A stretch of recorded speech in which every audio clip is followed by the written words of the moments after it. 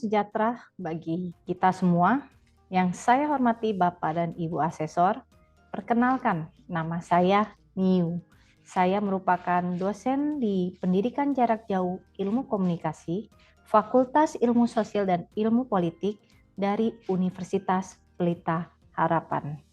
Dalam kesempatan ini, saya ingin memperkenalkan diri dan memaparkan mata kuliah yang saya ampu, yaitu Filsafat dan Etika Komunikasi. Saya akan memberikan gambaran umum mengenai mata kuliah yang saya ampu dan juga menyampaikan unjuk kerja Tridharma Perguruan Tinggi. Berikut merupakan video pembelajaran mata kuliah sebagai bentuk pernyataan diri dosen pada unjuk kerja Tridharma Perguruan Tinggi. Berikut adalah pernyataan diri dosen pada unjuk kerja Tridharma Perguruan Tinggi untuk bidang pengajaran. Mata kuliah yang saya ampu saat ini adalah Filsafat dan Etika Komunikasi. Untuk mata kuliah ini, berikut adalah deskripsi mata kuliah terkait. Bobot yang ada untuk mata kuliah ini adalah 3 SKS dengan periode pengajaran di semester genap. Adapun mata kuliah terkait dengan perkuliahan ini adalah mata kuliah pengantar ilmu komunikasi dan juga mata kuliah teori komunikasi. Untuk materi yang diberikan, terdapat beberapa referensi yang digunakan sebagai bahan untuk mata kuliah ini. Deskripsi mata kuliah Filsafat dan Etika Komunikasi adalah sebagai berikut. Mata kuliah ini mempelajari pemahaman tentang prinsip-prinsip dasar filsafat dan etika yang berlaku dalam konteks komunikasi.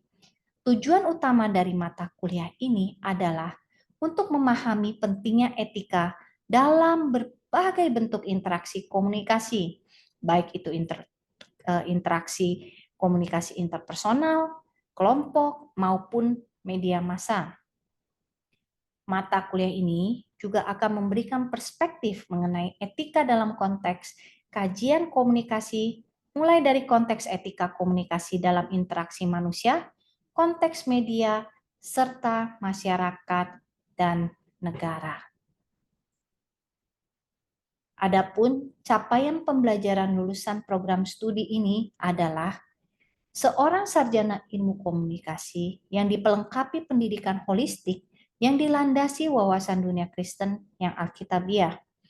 Kemudian yang kedua adalah untuk konsentrasi jurnalisme adalah seorang lulusan yang dapat mengimplementasikan integrasi antara ilmu komunikasi, design thinking, dan pengolahan data untuk dapat memberikan kontribusi positif bagi perkembangan industri media di masa yang akan datang dengan profesi antara lain sebagai jurnalis, camera persons, penulis berita, dan juga data analis untuk media. Sedangkan yang ketiga, untuk konsentrasi komunikasi pemasaran digital. Capaian pembelajaran lulusan program studi ini antara lain adalah seorang lulusan yang dapat mengimplementasikan integrasi antara ilmu komunikasi, design thinking, dan juga pengolahan data untuk dapat memberikan kontribusi positif bagi perkembangan industri komunikasi pemasaran digital di masa yang akan datang dengan profesi sebagai antara lain marketing communication, event organizer, strategic planner, creative media developer, dan juga marketing communication entrepreneur. Sedangkan untuk capaian pembelajaran mata kuliah adalah sebagai berikut. Yang pertama adalah menjunjung tinggi nilai kemanusiaan dalam menjalankan tugas berdasarkan agama, moral, dan juga etika. Yang kedua adalah mampu menerapkan pemikiran logis, kritis, sistematis, dan inovatif dalam konteks pengembangan dan implementasi ilmu pengetahuan dan teknologi yang memperhatikan dan menerapkan nilai-nilai humaniora dalam bidang keahliannya, yaitu bidang komunikasi. Yang ketiga adalah mampu mengaplikasikan wawasan dunia secara umum dalam beragam konteks kehidupan dan juga disiplin ilmu. Yang keempat adalah menguasai konsep teoritis utama tentang ilmu komunikasi, serta konteks dan tradisi ilmu komunikasi itu sendiri. Adapun dalam mata kuliah ini, di mana kami adalah pembelajaran jarak jauh untuk ilmu komunikasi, metode pembelajaran terbagi menjadi dua, antara lain adalah synchronous learning dan juga asynchronous learning. Synchronous learning, yang disebut juga sebagai sesi sinkronus dalam RPS kami, adalah pembelajaran dengan tatap muka secara langsung dengan mahasiswa melalui ruang virtual. Sedangkan untuk asynchronous learning, pembelajaran secara mandiri dengan menggunakan learning management system yang di mana mahasiswa melakukan pembelajaran dari file berupa video, PPT, PDF, maupun berbagai sumber lainnya yang dibagikan oleh dosen pengampu dan juga sebagai pendukung mata kuliah tersebut. LMS yang digunakan oleh UPH adalah Moodle. Sedangkan untuk pembagiannya ada metode pembelajaran tersebut adalah sebagai berikut. Sebelum kelas berlangsung, di awal perkuliahan di dalam kelas tutorial, mahasiswa membaca rencana pembelajaran semester terlebih dahulu. Kemudian, mahasiswa juga membaca materi ajar yang terdiri dari reading materials dan pendukung lainnya. Terdapat juga, tergantung sesi yang ada, maka mahasiswa juga dapat mendengarkan atau menonton materi rekaman audio atau video yang dibagikan. Sedangkan selama kelas berlangsung, sesi asinkronus akan berlangsung di mana dilakukan dalam bentuk forum diskusi. Mahasiswa maupun dosen memberikan feedback dalam bentuk forum diskusi tersebut. Kemudian terdapat assignment atau kuis yang diberikan secara online. Untuk sesi sinkronus tersendiri, terdapat berbagai jadwal yang dibagikan, di mana dimulai dengan sesi tutorial, dan juga terdapat sesi sebelum UTS, dan juga ada sesi sinkronus sebelum UAS. Untuk sesi sinkronus, dosen memberikan feedback untuk sesi question and answer, di mana mahasiswa juga dapat memberikan berbagai pertanyaan dalam forum yang diberikan ataupun dalam tugas yang diberikan, dan feedback tersebut akan diberikan oleh dosen yang bersangkutan. Sedangkan untuk metode pembelajaran setelah kelas berlangsung adalah bagi mahasiswa adalah membuat tugas individu maupun kelompok seperti yang telah diberikan dalam setiap sesi yang ada. Terdapat juga membuat jurnal refleksi, di mana mahasiswa akan mengumpulkan berbagai jurnal refleksi terkait dengan materi yang sedang dibahas. Berikut adalah tampilan LMS UPH. LMS UPH beralamat di learn.uph.edu. Untuk mata kuliah filsafat dan etika komunikasi, terdapat 16 sesi yang ada, di mana pembelajaran dimulai dari seperti yang telah disampaikan sebelumnya adalah sesi tutorial berupa introduction dan juga sesi pertama. Di sesi introduction, mahasiswa akan diperkenalkan dengan apa yang akan mereka lakukan selama kelas berlangsung dan juga apa yang akan mereka pelajari selama kelas berlangsung, termasuk juga jadwal-jadwal yang ada untuk setiap sesi yang ada dalam mata kuliah ini. Adapun penilaian dan evaluasi untuk kelas filsafat dan etika komunikasi adalah sebagai berikut. Untuk aktivitas UTS, bobot penilaiannya adalah 30%, di mana pembahasan mengenai UTS tersebut atau penilaian dilakukan untuk sesi 1 hingga sesi 7. Sedangkan untuk UAS, bobot penilaian adalah 40%, di mana sesi yang dilakukan membahas tentang sesi 1 hingga 15. Untuk aktivitas CAT terbagi menjadi 3 CAT yang menjadi standar untuk PJJ Ilmu Komunikasi di UPH. Untuk CAT pertama dengan bobot 10%, penilaian diberikan untuk forum 1 hingga forum 6. Forum 1 sampai 3 merupakan forum yang harus dilakukan sebelum UTS. Sedangkan untuk forum 4-6 adalah forum yang dilakukan setelah UTS. Untuk cut 2 yang berbobot 10% adalah nilai yang diberikan untuk assignment 1 dan 2. Assignment ini dapat berupa esai, kuis, maupun berbagai bentuk tugas lainnya. Sedangkan untuk K3, penilaian berbobot 10% terkait dengan assignment 3 dan 4 yang merupakan standar assignment yang harus dilakukan setelah UTS. Demikian pernyataan diri dosen pada unjuk kerja Tridharma Perguruan Tinggi oleh saya Niu, dan berikutnya kita akan memasuki pernyataan diri dosen pada unjuk kerja Tridharma Perguruan Tinggi untuk pengajaran di dalam kelas.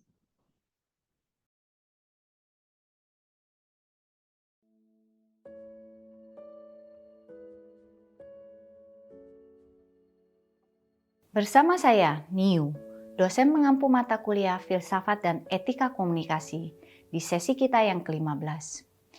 Konflik biasanya muncul dari peran yang kita mainkan dalam suatu kelompok sosial.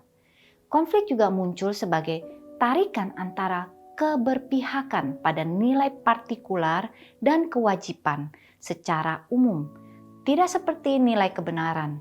Pada konflik kepentingan, tidak ada peraturan yang melarang hal-hal yang potensial memunculkan konflik kepentingan tersebut. Misalnya adalah konsultan komunikasi. Mereka secara legal tidak dilarang untuk menangani klien dari dua pihak yang bertarung dalam pemilihan kepala daerah dalam waktu yang bersamaan. Namun, secara etis, hal tersebut akan memunculkan konflik kepentingan. Dalam kenyataannya, konflik kepentingan dapat mendorong kita untuk berbuat tidak jujur dan tidak adil. Seorang menteri yang menangani kasus kenaikan harga pokok suatu komoditas, dia tentu akan mengalami konflik kepentingan jika ada pada saat yang bersamaan dia juga adalah pemilik dari suatu perusahaan yang mengimpor komoditas tersebut. Beberapa organisasi profesi memiliki kebijakan tertentu untuk menghadapi konflik kepentingan seperti dengan melarang penerimaan penghasilan tambahan atau juga freebie atau pemberian gratis, serta keterlibatan mereka dalam organisasi politik. Kode etik profesi juga mewajibkan jurnalis untuk menghindari konflik kepentingan ini. Misalnya dengan melarang menerima pelakuan khusus atau jamuan khusus atau amplop khusus ketika meliput. Konflik kepentingan justru muncul dari perusahaan besar yang notabene adalah pengiklan dari media yang bersangkutan ketika perusahaan tersebut menjadi subjek dari media. Di Indonesia, kita dapat secara jelas melihat bagaimana ketika pertarungan politik terjadi misalkan saja pada pemilihan presiden di tahun 2019 silam. Afiliasi antara pemilik modal yang memiliki modal di media akan terlihat jelas preferensi dukungannya kepada calon tertentu dengan berbagai penayangan yang merefleksikan dukungan mereka melalui media yang mereka miliki. Fenomena konglomerasi industri media merupakan krisis lain dari demokratisasi media yang bisa melemahkan fungsi dan kontrol media dalam upaya membangun masyarakat mandiri karena berkembang biaknya bisnis industri pers rawan menimbulkan konflik kepentingan. Louis Alphinde dalam bukunya, dia memberikan 3 pendekatan untuk mengatasi konflik kepentingan, yaitu yang pertama adalah penetapan tujuan sedemikian rupa sehingga konflik tersebut bisa dicegah. Konflik dapat dicegah dengan menjadikan tugas atau yang kita kenal dengan duty base sebagai koridor tingkah laku dari pelaku praktisi komunikasi. Yang kedua, jika konflik tidak dapat diantisipasi, setiap upaya harus dikerahkan untuk mengatasi konflik. Misalnya, kalau suatu koran atau suatu perusahaan melakukan investigasi kasus korupsi yang melibatkan pemilik saham, maka harus dipertimbangkan betul sejauh mana investigasi dijalankan dan sejauh mana hasil investigasi ditulis dalam pemberitaan. Hal ini dimaksudkan agar potensi konflik kepentingan tidak kemudian berkembang menjadi konflik sesungguhnya. Kemudian yang ketiga, Alvin mengatakan jika konflik kepentingan tidak bisa dicegah, maka publik atau klien harus mengetahui akan adanya konflik tersebut. Jadi konsultan PR yang menangani iklan, misalkan di sini ya, menangani iklan dua organisasi yang berseberangan, harus memberitahukan kepada kedua kliennya mengenai adanya konflik kepentingan yang dimaksud. Dengan demikian, akan dicari langkah-langkah produksi pesan yang menguntungkan baik kedua pihak tersebut. Karenanya, untuk mengantisipasi agar konflik tidak terjadi lagi, kita perlu melakukan hal-hal berikut. Pertama, ada introspeksi diri. Yang kedua, mengevaluasi pihak-pihak yang terlibat. Yang ketiga, kita mengidentifikasi sumber konflik tersebut. Kemudian yang keempat, kita juga harus mengetahui pilihan penyelesaian atau penanganan konflik yang ada dan memilih solusi yang tepat. Demikian sesi kita yang terakhir untuk filsafat dan etika komunikasi. Sebagai penutup, kita harus melihat bahwa sebagai seorang agen moral, dalam peran kita sebagai individu secara pribadi maupun secara profesional dalam pekerjaan kita, setiap kita memiliki tanggung jawab moral yang pasti. Apa yang telah kita pelajari mengenai penalaran moral, moralitas, dan berbagai topik pembahasan yang telah diangkat kiranya menjadi pembuka wawasan kita untuk dapat berfungsi dan berperan dengan baik dalam masyarakat. Memiliki moral yang baik dari diri kita sebagai individu dan memiliki etika sebagai bagian dari diri kita untuk bertindak baik dan benar akan menjadi bagian tanggung jawab kita dalam masyarakat. Adalah suatu keniscayaan yang harus kita lakukan. Dalam perjalanan kita, apa yang dijadikan panduan dalam moral dan berpijak pada pendekatan yang diberikan, baik itu deontologi atau yang kita sebut dengan duty based, teologis yang berdasarkan pada konsekuensi atau disebut juga utilitarian, maupun melalui golden means atau yang sering disebut sebagai etika kebajikan. Semuanya itu hanyalah sebagai landasan yang memberikan kita wawasan dalam bertindak. Pilihan akan keputusan dan pertimbangan akan kembali kepada setiap individu dalam memutuskan setiap tindakan dan perilakunya. Saya akhiri sesi penutup kita dalam filsafat dan etika komunikasi. Sampai jumpa dalam mata kuliah selanjutnya. Tuhan memberkati.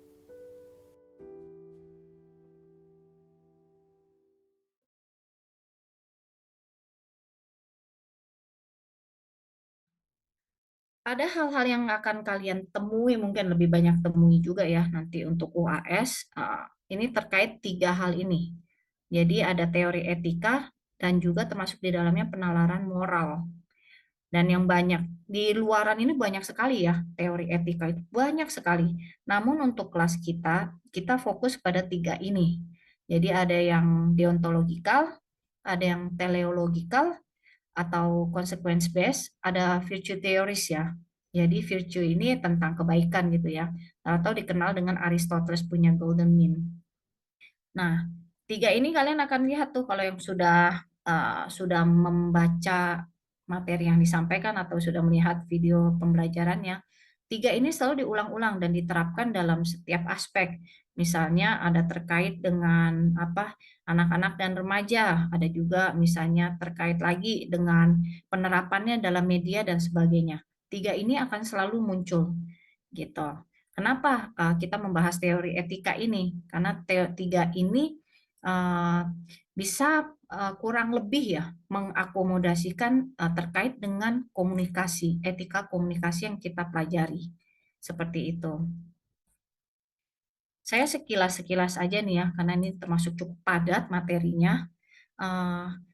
Harap ya, tolong teman-teman juga diperhatikan juga, ini nanti menyangkut UAS kalian juga, pembahasan di sini kurang lebih, bisa mengakomodasi sebagian besar dari UAS kalian. Tujuannya bukan cuma untuk UAS, tapi saya berharap semua bisa paham dengan materi yang disampaikan. Kalau ada yang mau bertanya silakan. Nah, kalau yang duty base ini seperti yang sudah dibahas, intinya adalah dia ada kewajiban di TIBES ya. Jadi ada prinsip, ada kewajiban. Dan di sini kata kuncinya apa? Dia tuh selalu ada yang namanya aturan konkret. Terus bisa diprediksi. Contohnya apa dalam ini duty base?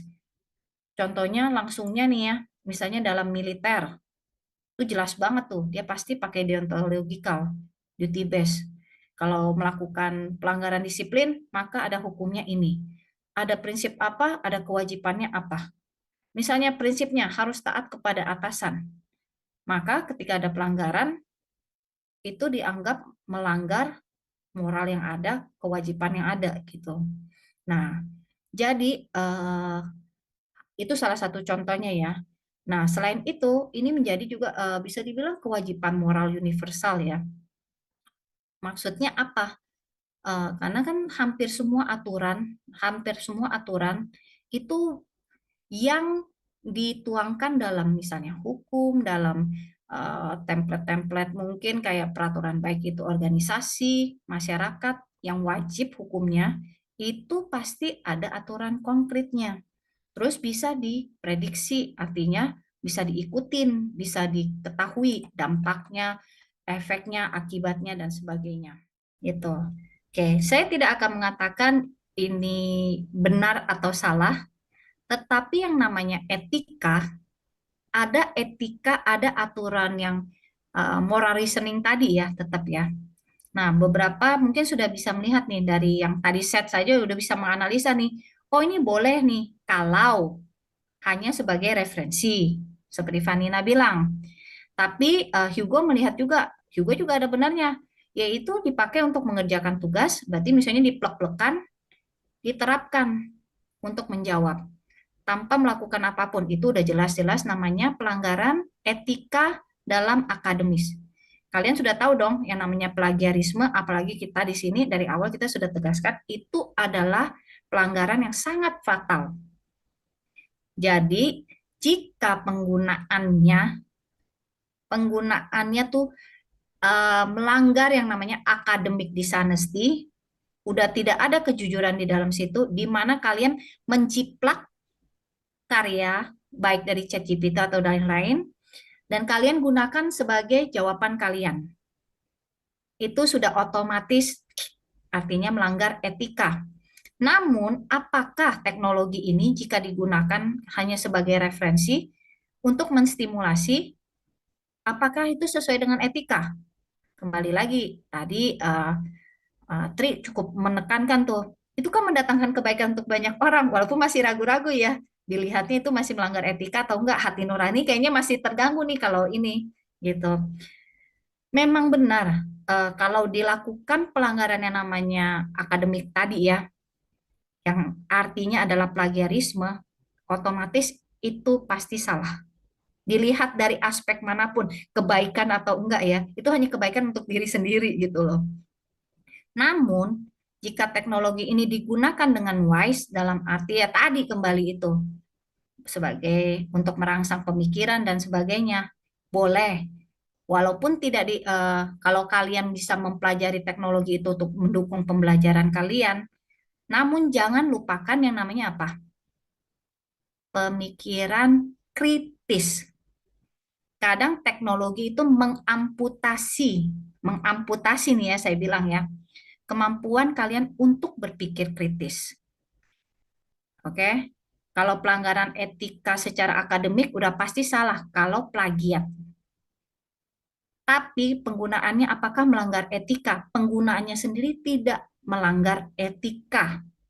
Karena kalian menggunakan teknologi yang ada untuk menstimulasi pembelajaran kalian, mendukung pembelajaran kalian. Yang salahnya apa? Ketika melanggar etika akademis yang adalah plagiarisme, terus mencontek, itu jelas saja mencontek ya, gitu. Tapi mengakui itu sebagai jawaban kalian. Oke, cukup clear ya kalau di sini ya. Oke, jadi dua-duanya benar. Ada pelanggaran etika ketika tidak melanggar etika ketika. Tapi catatan pentingnya, kalian kan belajar untuk kuliah itu kan bukan cuma untuk gelar kan. untuk menambah pengetahuan. Kalau kalian mengamputasi kemampuan berpikir kritis kalian dengan hanya mengandalkan ChatGPT, otomatis apa yang kalian pelajari bisa menjadi apa ya, less meaningful.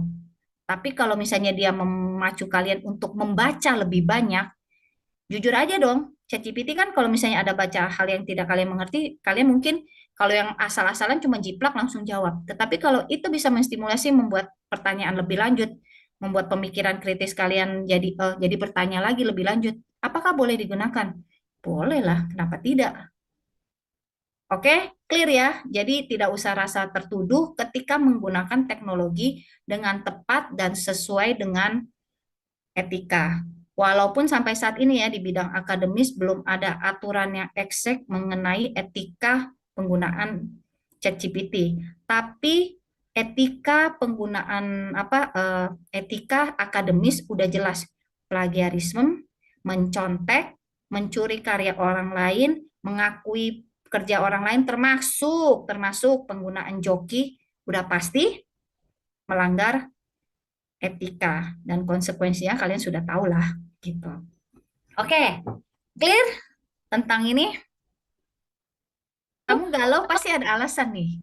Kalau moral reasoning kamu apa? Menurut kamu?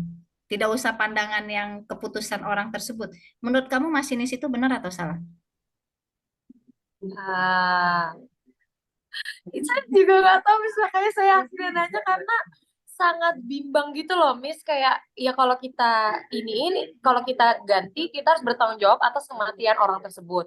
Dan kalau kita nggak ganti kita menghabiskan nyawa walaupun sebenarnya itu bukan salah kita gitu loh. Sama aja kayak kalau Miss bilang kan ya kalau dari POV orang yang korupsi nggak akan ngerasa itu negatif karena kan memang itu adalah sebuah hal yang negatif. Tapi kalau saya lihat memang dari orang luar, POV luar antara saya rakyat dan orang yang korupsi itu jelas negatif. Sedangkan kalau misalnya saya jadi penarik tuasnya, tapi saya lihat dari POV ketiga, orang-orang ketiga, nggak ada yang benar, nggak ada yang salah. Makanya that's why saya nggak tahu kalau emang akhirnya apa yang paling baik, apa jalan paling baik untuk dilakukan saat di posisi seperti itu. Di situ kalian udah punya moral reasoning masing-masing. Sebenarnya kalian tuh sudah tahu, hanya belum bisa melihat ininya kan secara sistematisnya. Di sini saya hanya. Sekian pemaparan video pembelajaran saya. Semoga Bapak dan Ibu asesor dalam keadaan sehat selalu. Terima kasih.